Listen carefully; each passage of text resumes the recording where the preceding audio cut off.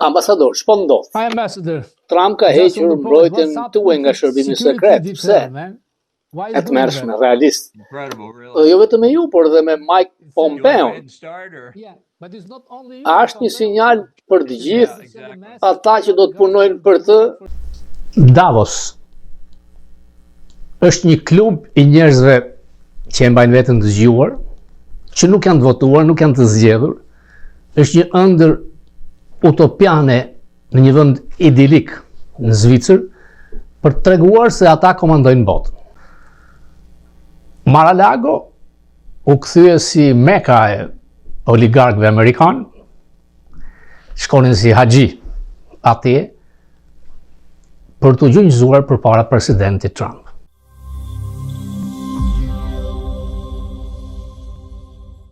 Të nderuar miq, mirëmbrëma, takohemi përsëri në Fokus.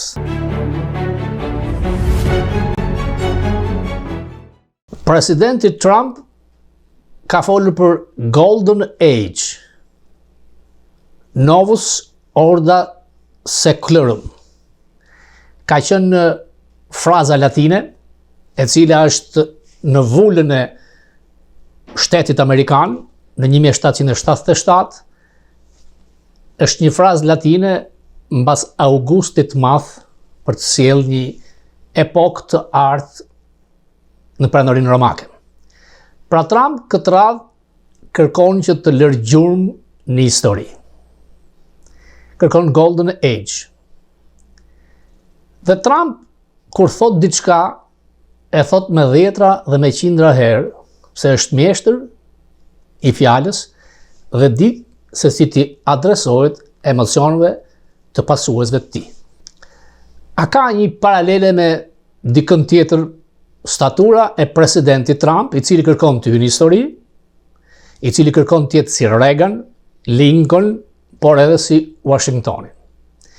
Ka një paralele mes asaj që thot ai, premtimet për Golden Age, me kamelotin e Kennedyt, presidentit demokrat, me të cilin ka shumë përbashkëta.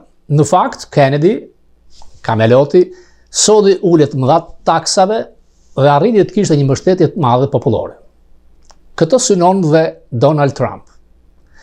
Natyrisht që në fjalën e tij të fundit, gjatë inaugurimit, ishte shumë brutal ndaj presidentit në hikje Biden. Fjalimi i tij u shkruar 10 herë. Dhe siç e tha dhe vet, më ndaloi J.D. Vance dhe Melania që të isha më i shashpër. Presidenti Biden mund të ishte quar nga ceremonia dhe tikte dhe të ishte diçka që s'kishte ndodhur kurrë.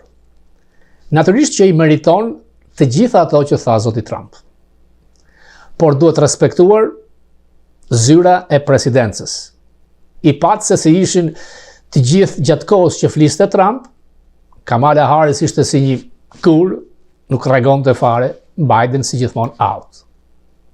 Obama, shpotitës, madje ka një batut kur i thot presidentit Bush që çfarë mund të bëjmë se si ta ndalojmë këtë, por kjo nuk ndalon. Trump këtë radhë është kthyer i përgatitur. Ka 800 emrime politike gati. Herën e parë, vetëm 500 emrime politike kaloi në Senat. Po ndodh diçka, ka dhënë urdhër që 20 zyrtarë të lartë Departamentit Amerikan të Shtetit të japin dorëheqjen.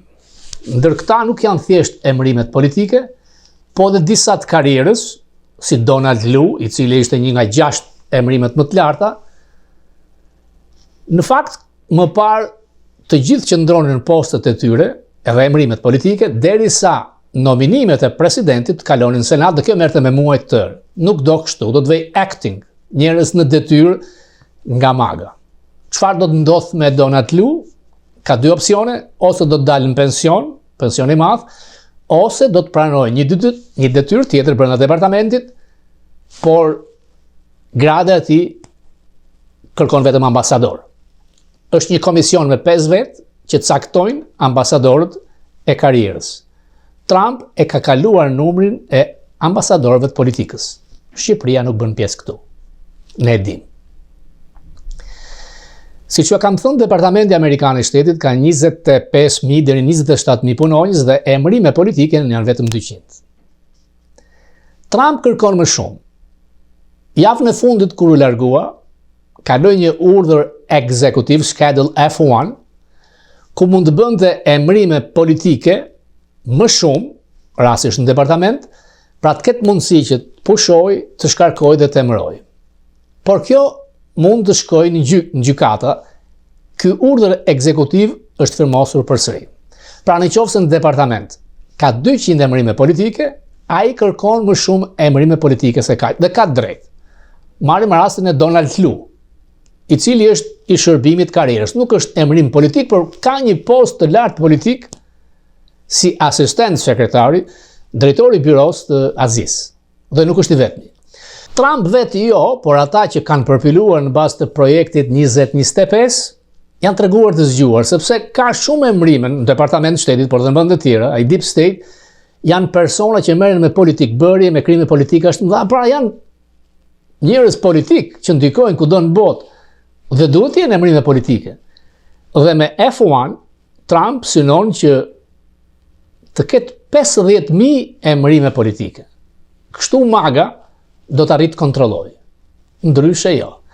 Menjëherë kanë qenë urdhrat ekzekutiv, të cilët janë të përkohshëm, përpara se të kthehen në ligje, do të ketë hapje gjyqësh, siç ka qenë në Federata e Unionëve të Administratës, ndaj asaj që zoti Trump kërkon që të gjithë punojnë në zyrë dhe jo nga shtëpia, që ndodhi me Covidin, dhe ka drejt, dhe nuk dihet se si do të shkojnë të gjitha. Dihet që shumë gjyqtar federal janë të majt liberal. Ajo që ka krijuar një shije të keqe edhe të vetë republikanët është falja e më shumë se 1500 vetëve të atyre që morën pjesë tek ajo që u quajtur kryengritje për të përmbysur pushtetin në 6 janar. Trump e motivon se ata kanë kryer viteburgu dhe nuk duhet të dënoheshin. Por disa prej tyre kanë kryer akte të dhunshme ndaj oficerëve të policisë, atyre që mbronin, dhe kjo sjell probleme, se nëse pushteti u transferuar paqësisht nga Biden te Trump, pikërisht këta njerëz synuan që kjo të mos ndodhte 4 vite më parë. A e dëmton kjo Trump? Mendoj se po. Ai kërkon që ta zhduk nga historia ato që ndodhi në 6 janar. Kjo nuk ndodh. Ishte diçka që goditi imazhin amerikan, mbas pretendimeve të vjedhjeve të zgjedhjeve, të cilat nuk u provuan gjykata. Trump kishte kohë nga zgjedhjet në nëntor deri në janar të niste një hetim nga Departamenti i Drejtësisë për të provuar vjedhjen e zgjedhjeve, nuk e bëri. Në fakt, fjalimin e tij u fol në gjuhë politike me urrëtie brutale, ndaj nuk u përmend sistemi i shkatëruar i sigurimeve shëndetësore, sistemi i shkatëruar i strehimit, pra nuk u fol për amerikanin e thjesht. Duket se është në ndikimin e miliarderëve, donatorëve të mëdhenj, dhe kjo gjatë rrugës do ta dëmtojë, sepse ata që votuan ishin klasa e mesme, amerikanët e thjesht, nuk ishin fëmijët e tij të llastuar, të cilët i vendosën në një tribunë si tribunat e Enver Hoxhës dikur, dhe kjo krijon shije të keqe. Pra Trump e shikon partinë si pronë të tij. Fitore ishte e madhe, por janë republikanët, ata që e kontrollojnë këtë parti, partinë e Reaganit, McCainit, dhe Trump duket se do të jetë hakmarrës. Ka hequr portretin e shefit shtabit, i cili në fakt ka qenë i egër, duke cilësuar dhe si fashist, por me protokoll kjo nuk duhet të ndodhë. Ka hequr rojet e Secret Service për ambasadorin Bolton, i cili me disa vendime gjykatash ka jetën të rrezikuar nga iranianët që kërkojnë të vrasin. Kështu është Pompeo, kështu janë disa këshilltarë tjerë të sigurisë kombëtare dhe në Amerikë dikush që punon për shtetin amerikan dhe kërcënohet jeta gjatë gjithë jetës mbrohet. Pra Trump i tregohet i vogël. Bolton do më thoshte që ai ishte një fëmijë, 11 vjeçar ose 10 vjeçar. Por fitoria është aq e madhe sa ai ka të drejtë bëj ç'do.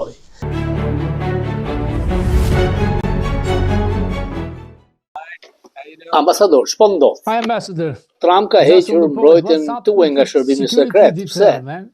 e të mërshme, realist. Dhe jo vetëm me ju, por dhe me Mike Pompeo.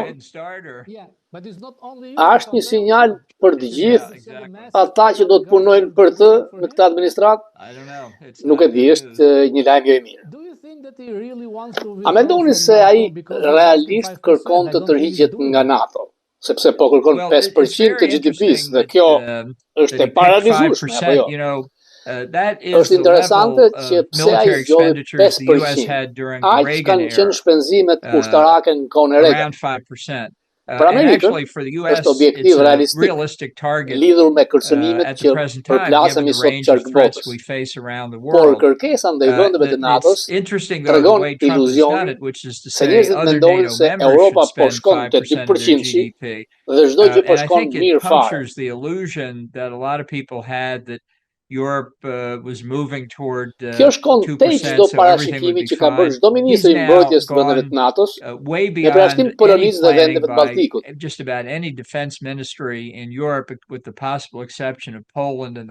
Pra tani ka një tjetër arsye për të dalë nga NATO.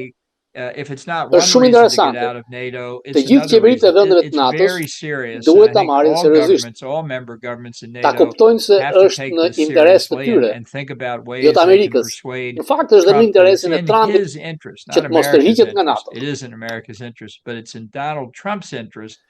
A ju përpoq në Bruxelles në vitin 2018 ishit ju në takim Pompeo dhe Keith Kellogg, këshilltari për Ukrainën tani? Në atë mbledhje nuk ishte Kellogg. Ishte sekretari Mattis. Keith Kellogg prej shumë kohësh ka qenë negativ ndaj NATO-s. Nuk shikoj arsye që Keith ta ndrojë mendimin në këtë administratë.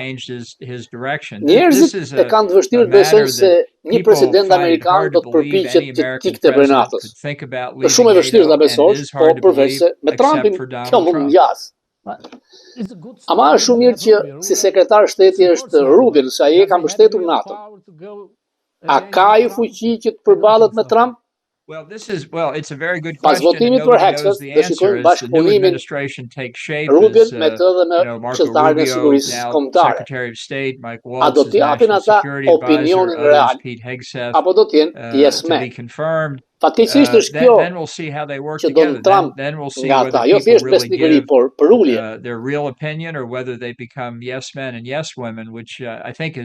Unfortunately, exactly what Trump wants. He doesn't want loyalty, he wants fealty, he wants submission. Çfarë do të ndodhë me Kosovën, ambasador? Tani kemi Grinell që mund vëhet edhe i dërguar për Kosovën. A mund të kthehemi mbrapsht te ideja e shkëmbimit të trojeve? Dhe çka është pozicioni i Trumpit pro Serbisë apo çështjes shqiptarëve? Në mandatin e parë ishte një përpjekje. Well, it's a good question. I think in the first term there was an effort. I participated in it when I was at the White House. Grinnell did to see if we could get this question resolved. I think for the overall stability of the Balkans, it's critical that at some point it be resolved. It's an obstacle to a lot of progress. Whether Grinnell will get interested in it or not, I don't know. He Ai është nga Kalifornia, mbase është atje si dërguar special për Kaliforninë. On Friday, he's from California originally, so maybe he's special envoy to California first. That's his top priority. Është e vështirë të them se ku tjetër do të fokusohet ai. Given his experience, nga përvoja që ka, do të surprizohesh apo të mos përfshihej Grinell në Kosovë. Fokusi primar i Trumpit në teatrin evropian do të jetë lufta në Ukrainë. Gjërat që ka thënë janë kontradiktore. Unë nuk jam i shqetësuar se çfarë do të ngjas në Ukrainë, por më shqetëson fuqia që Putin ka ndaj Trumpit. Dhe kjo do të jetë në disavantazhin e Ukrainës. A janë të rëndësishëm përveç të Trumpit, Grinell dhe Kushner? A i dëgjon realisht Trump ata të dy? Sepse të dy janë përfshirë në lidhje financiare të ulta në Serbi dhe në Shqipëri. Dhe thonë se ne mund të bëjmë çfarë të duam atje. Për Kushner, çdo gjë është veç te fitimi i investimeve. Pra, transakcion. Ashtu siç është për Trumpin gjithmonë.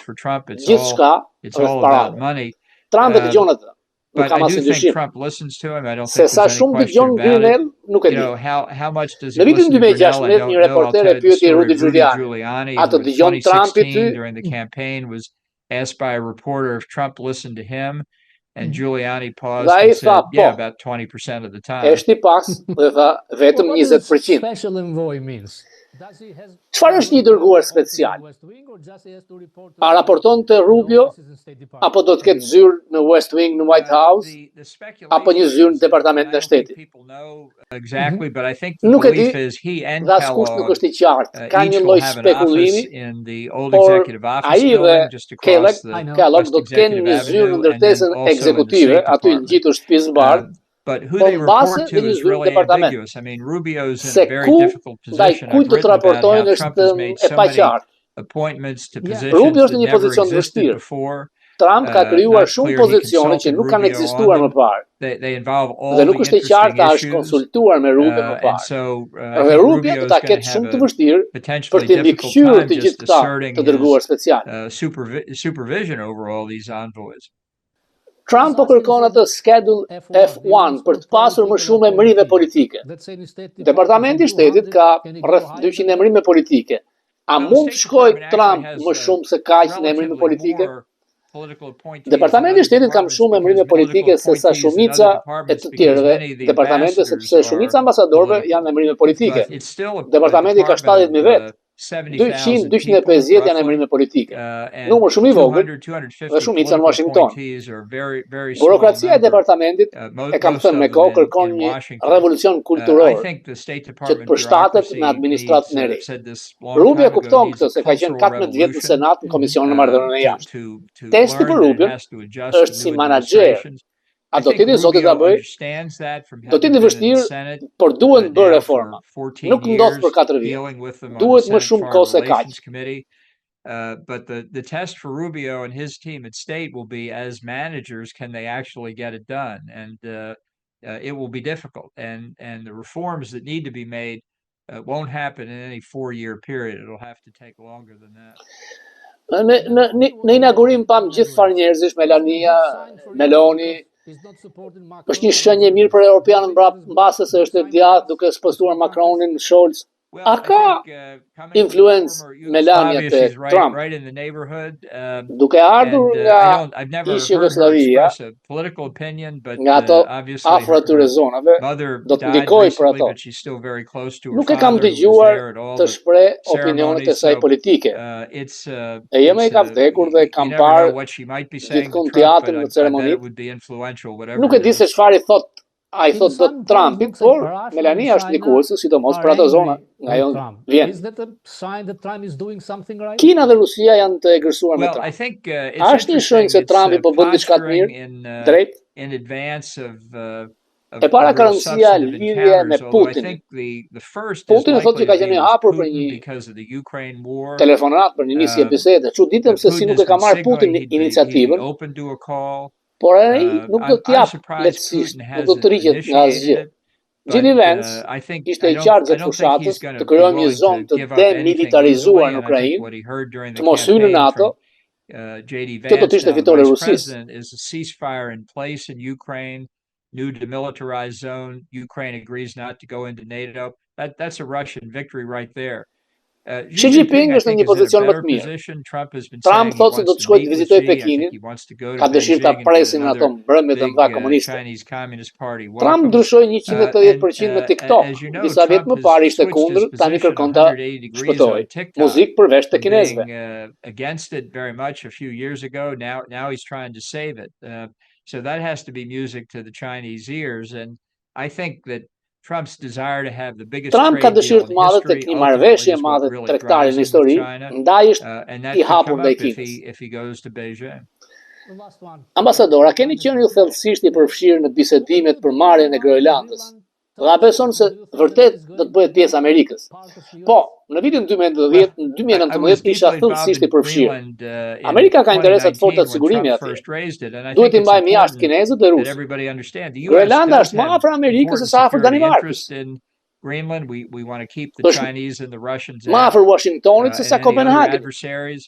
Amerikanët donin ta blinin në vitin 1867, atë vit që ne blem Alaskën dhe Rusisë. Atje e blem, ja blem Groenlandën. Groenlandën ja blem nga Danimarka, por Senati nuk e ratifikoi këtë traktat të blerjes. Në luftën e dytë botërore, Roosevelt i dërgoi marinesat në Groenland për të mbrojtur varganin e anijeve ushtarakë në Atlantikun Verior. Askush nuk duhet ta nënvlerësojë se sa rëndësi ka Groenlandi. Do të jemi lumtur që ta kemi sovranitet të plotë ndaj Groenlandit. Nuk është e mundur, por ka rrugë të tjera që të rrisim sigurinë e Amerikës, mund të jetë një Commonwealth, por duhet të sillemi me respekt ndaj tyre, me respekt ndaj qeverisë lokale, me respekt ndaj Danimarkës. Nuk duhet folur hapur që t'i vëmë në vështirësi ato qeveri të zgjedhura në mënyrë demokratike. Nuk duhet lëmë një zbratësi në Arktikun Verior, se Arktiku ndahet nga Rusia, Danimarka, Norvegjia. The Arctic Circle is surrounded by Russia, half of it, the US, Canada, Denmark, and Norway. We don't want a hole on the NATO side of the Arctic Circle. So very significant for everybody. Let's do it behind closed doors. Ambasador, lutemi për sigurinë tuaj. Thank you, Robert. Well, thank you. I appreciate that very much. Have a nice day, sir. Okay, take care now.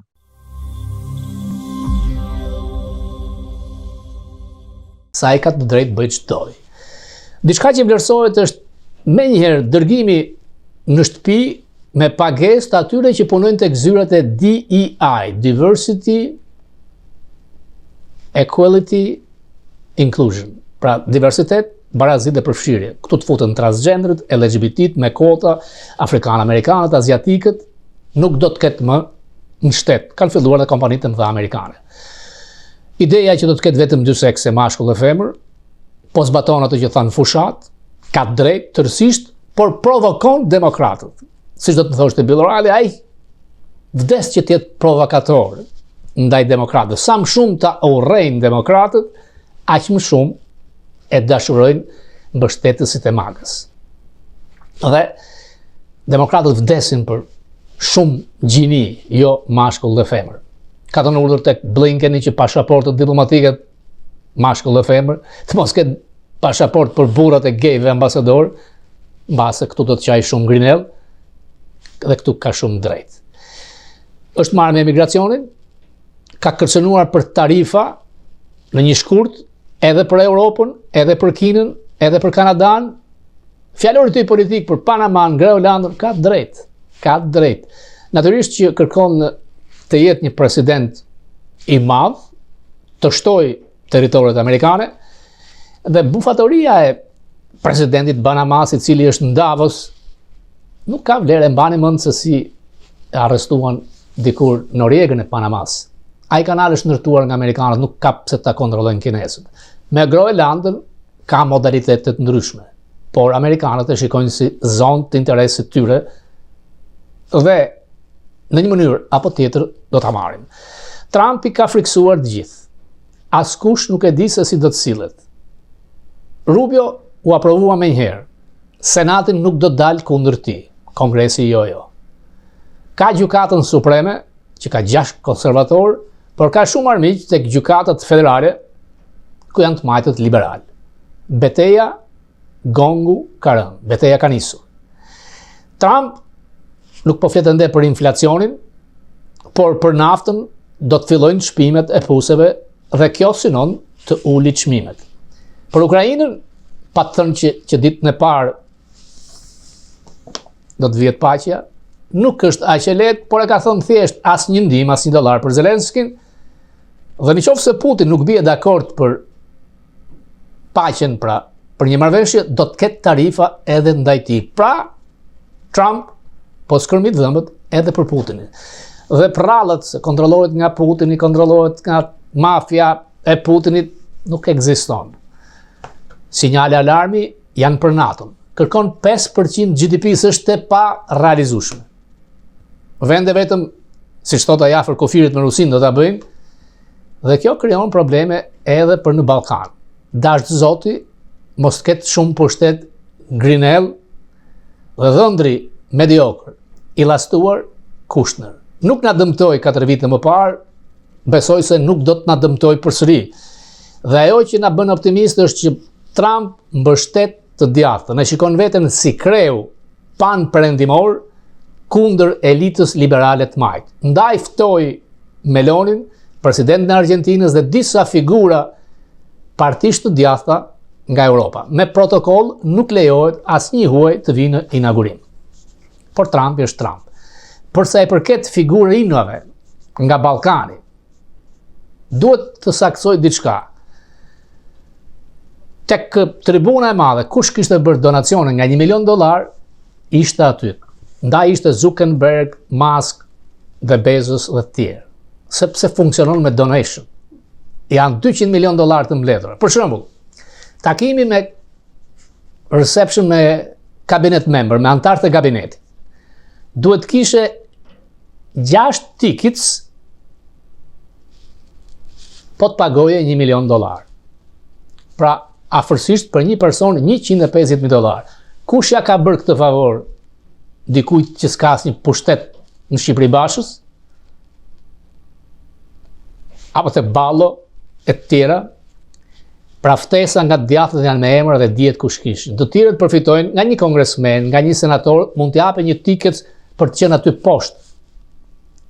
Në rrugë, po këtë ratë nuk patëm në rrugë. Trump i tha që ishte nga problemit ftohtit, nuk qenë nga siguria, unë dyshoj që ka qenë nga siguria, nuk beson të tek.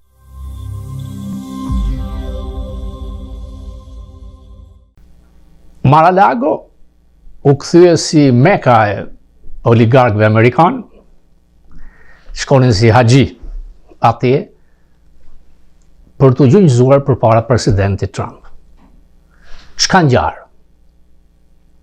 Ishin 4 vjet një stagnacion i madh dhe ata që quhen oligark e kuptuan se Amerika po shkon drejt një revolucioni të drejtuar nga Trump dhe duke parë gjithë kalvarin e zotit Trump, sulmet në përgjykata, hakmarrja e madhe, të friksuar se ai në qoftë se ata do të ishin në pozicionin e tij do të merret me hakmarrje, rendin të gjunjëzohen të ai.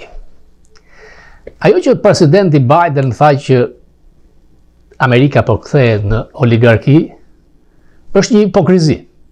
Zoti Biden dekoroi një figurë të ndyrë, oligark si Soros, kriminal i dënuar në Francë, shkatroi poundin britanik njësoj sikur të vjedhte bankën e Londrës dhe kanë nxitur vjedhjet, vrasjet, krimet në gjithë Amerikën ku ka kaluar prokurorët e tij.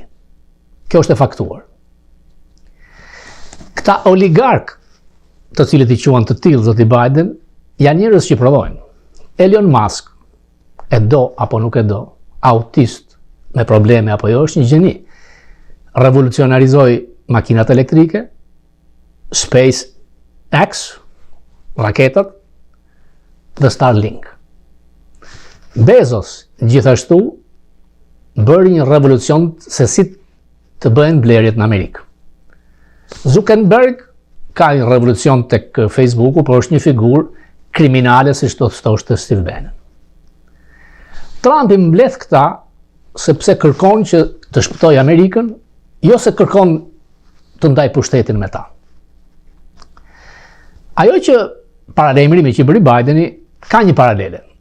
Kur Eisenhower largohej nga shtëpia e bardhë, tha keni kujdes nga kompleksi ushtarak industrial. Por Eisenhower kishte besueshmëri. Kishte qenë një heroj i luftës së dytë botërore dhe kishte qenë me 2 mandate president. Presidenti Biden nuk ka besueshmëri. Flet kot.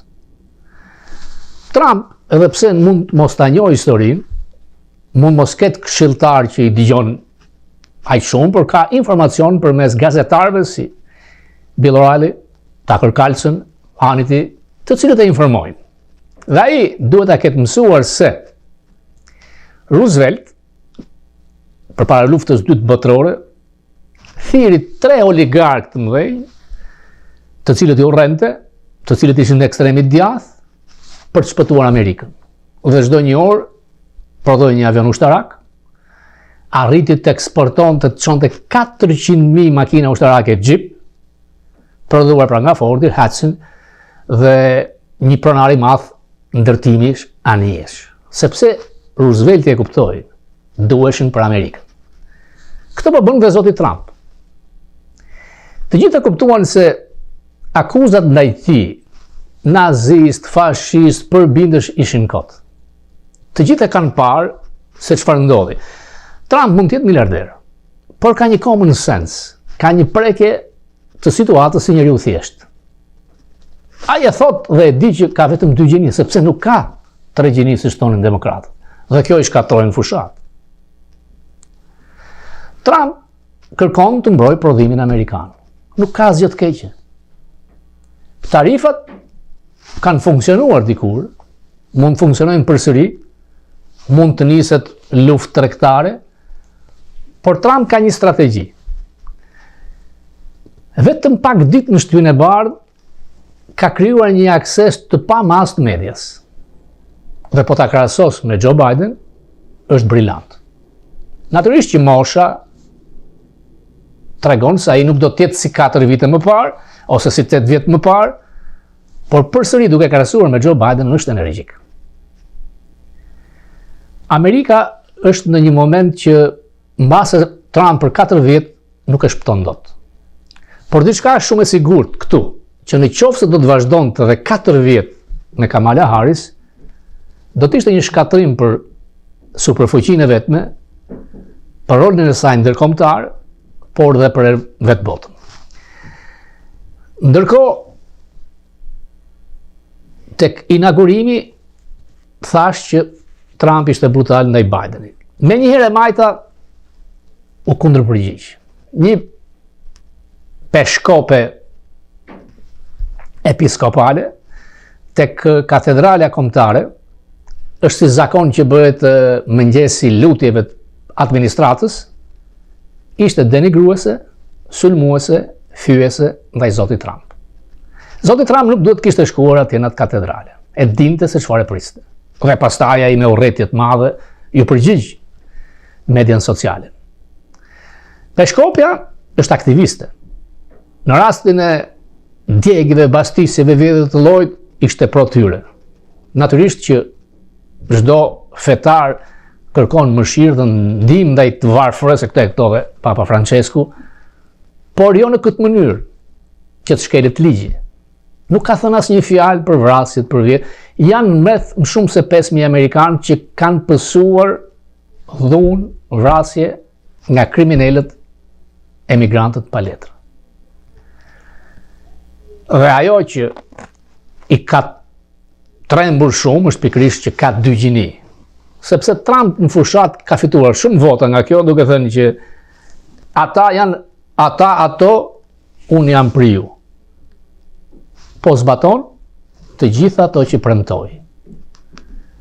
Duke pasur common sense, duke qenë i zgjuar, dhe duke qenë sulmues me urdhrat ekzekutiv, natyrisht që e Majta do ta sulmojë. Por në qoftë se shikojmë, nuk janë vetëm oligarkët që kanë shkuar e ngjënjëzuar të ai.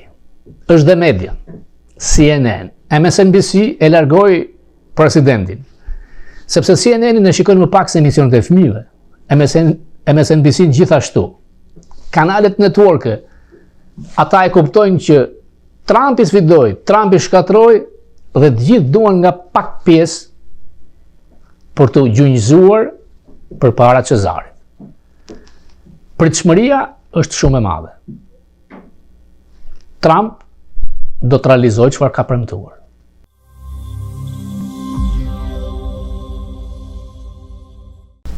Davos është një klub i njerëzve që e mbajnë veten të zgjuar, që nuk janë të votuar, nuk janë të zgjedhur. Është një ëndër utopiane në një vend idilik në Zvicër për të treguar se ata komandojnë botën. Pra ky grup i ngritur në Davos është elita e majtë ndërkombëtare, të cilët përbuzin qeveritë dhe parlamentet e zgjedhura me votë në njerëzve, dhe mendojnë se ky grup i njerëzve të caktuar, këta oligarkë realisht, kontrollojnë botën me rregullat ligjet që ata përcaktojnë dhe duket se ku ka shkuar rezultati. Kryeministri shqiptar Rama është tifoz i Davosit, foto karagjoze me Alexa Soros, ndërkohë që Davos është tërësisht kundër Donald Trump. Të gjitha politikat e Davos janë kundra ekonomisë të tregut të kapitalizmit sipërmarrjes, pra ato vende që kanë zbatuar Milton Friedmanin në ekonominë e tregut, kanë prosperuar, kanë hecur. Por Davosi, ky grup elitar i të majtës, janë për shkatrimin e ideve të nacionalizmit, hapjes kufirit dhe shndrimin e Evropës pikërisht në një entititet të dobët ekonomikisht dhe të kontrolluar nga elitat, jo nga votuesit, siç ndodh në Amerikë me Trump, me Milley në Argjentinë, janë kundër tyre. Në qoftë se shikojmë BE-n, e cila kur u formua ishte një konkurrente edhe në GDP, dhe përpara 25 vitesh GDP-ja e BE-s ishte thuajse barabart me GDP-n e Amerikës. Tashmë mbas kontrollit të elitës liberale, socialiste, i det e Davosit, GDP-ja e Europës është sa gjysma e Amerikës dhe të ardhurat për frym 60%. Ardhja Donald Trump është një shuplak, një goditje për këtë elit, këtë grup anti-logjik, anti-sens të Davosit. Nuk është rastësi që Rama është aty. Akrobacit e tij, se duke bler heshtjen, aksesin përmes dhënies falas të Sazanit apo llokumeve të tjera të vendit ndaj dikujt që njihet për falimentime të përhershme në biznes, Kushner, nuk tregon asgjë. Nga ana tjetër, një anti-shqiptar pro-serb si Dick Grenell është në çastet e zvetnimit të tij, venitjes pushtetit dhe largimit nga sferat afër zotit Trump. Në ceremonitë të inaugurimit nuk ishte aty ku është sfera e influencës, sfera e ndikimit. Ëndrat e tij se do të bëjë sekretar shteti, mashtrimet e tij si në Serbi, si në Shqipëri, deklaratat e tij që do të mbështesin Ramën, por është dhe për me Berishën, është thjesht për të fituar përfitime financiare nga lobinjit e politikës. Është një lajm i mirë që ky njeri, ky person nuk ka më pushtet tek zoti Trump. Dhe duhet ta dini që Trump nuk është e lehtë të ruash statusin tënd. Fillimisht ka qenë Steve Bannon, personi që për mua e bëri fitues në 2016, edhe pse vazhdon të jetë i djathtë, nuk ka më akses si dikur dhe luan me medjen e tij dhe mbetet një konservator i madh, të jemi realist, por sulmi ndaj Elon Musk ka bërë që ai të sfumohet gjithashtu. Elon Musk realisht është zëvendës presidenti i Amerikës. Është parë në West Wing që në ditët e para. E largoi Vivek Ramaswamin, nuk donte konkurrencë, por ka filluar dhe ai në një deklaratë që zoti Trump bëri për një investim $500 milion për inteligjencë artificiale, Musku tha që ata nuk kanë asnjë lek. Sa do të vazhdojë dashuria e Trump me Musk? Musk duhet, edhe ai është kundër Davos. Pra dhe njëherë, ata që thritën Davos janë kundër nacionalizmit, kundër votuesit, kundër njeriu të thjeshtë dhe janë elitat socialiste, elitat liberale. Fakt që Rama shkon atje, një tjetër tregues që është kundër zotit Trump, fotografia me qitjane me Alex Soros e tregojnë qartë. Një frymë e po vjen. Dhe metalet ishin mbi 1 kilogram. Edhe ishin 6-7 të tilla. Ato çelësat dhe kodet bien në dorë vetëm një personi. Dhe se si alfabeti i gjuhës shqipe ka qenë gati që në shekullin e 16. Hynja i blindi, ja tango, edhe sot se në tango, edhe shiti thot, unë e kam pa, thot, krytin e Vajkushit, e kishte zanë trau arit. Gjykata e apelit e Senës ka bërë analizën e aktivitetit të Avni Rustemit dhe ka rritur në këtë përfundim. Në shtetet si shqiptar, Avni Rustemi shpallet i pafajshëm presje, do me thënë jo vrasës. Njena e veshi me çarçaf e kaloi. U vesh me çarçaf si grumi s'lim pezën dhe doli. kanë kena ata arkapijet që i thënë. Trimër. As qalë, as salë nuk jo. Known as Joe Widenopoulos in my Greek American community.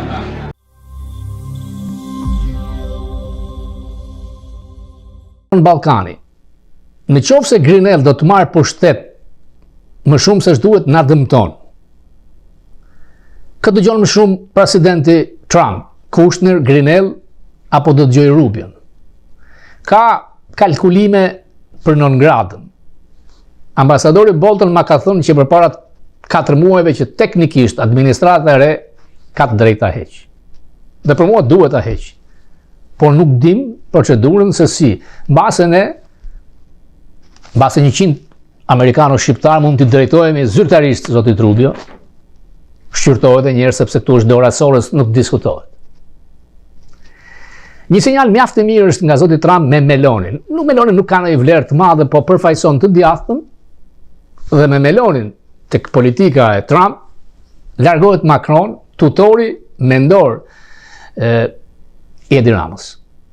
Franca ka pasur ndikim keq dashës ndaj nesh historikisht.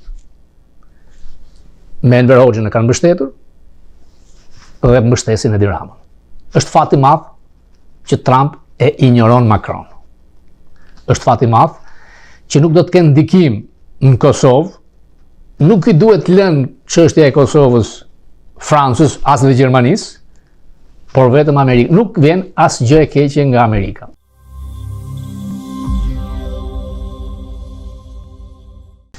Sulmi madh i Edi Ramës për të vjedhur votat e diasporës.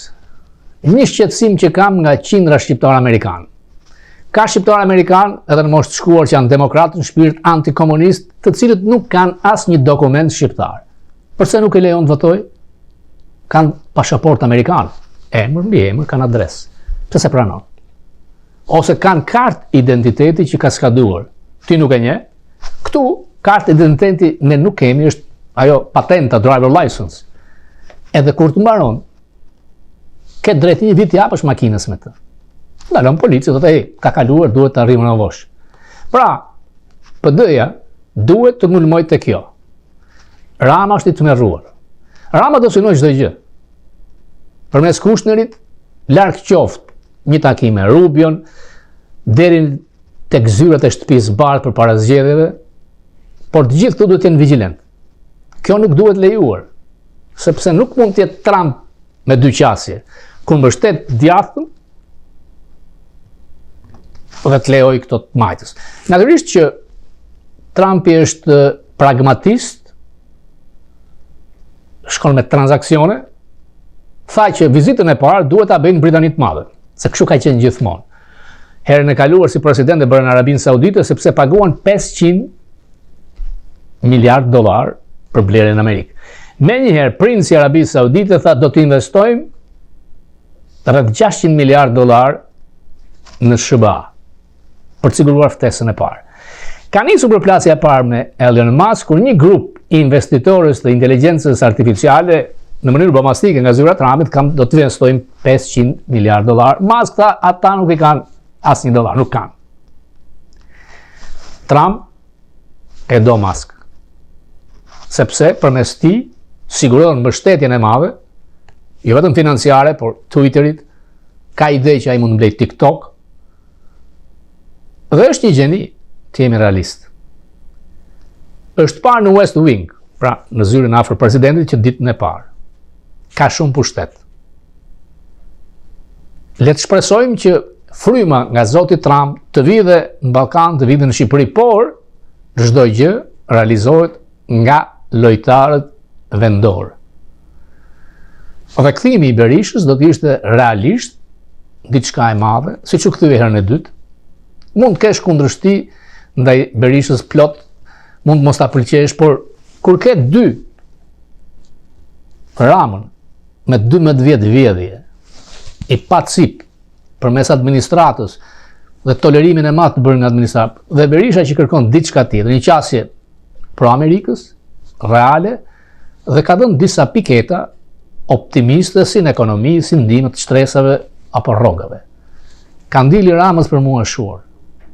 është një person që korruptoi një njeri të FBI-t, është një person që ka lidhje me figura të dyshimta, një person që udhton me avion privat, të cilët i pagojnë $250,000 për një takim partjak këtu dhe shpaku s'bën asgjë. Enough is enough. Mjaft është mjaft. Natë në vjetë.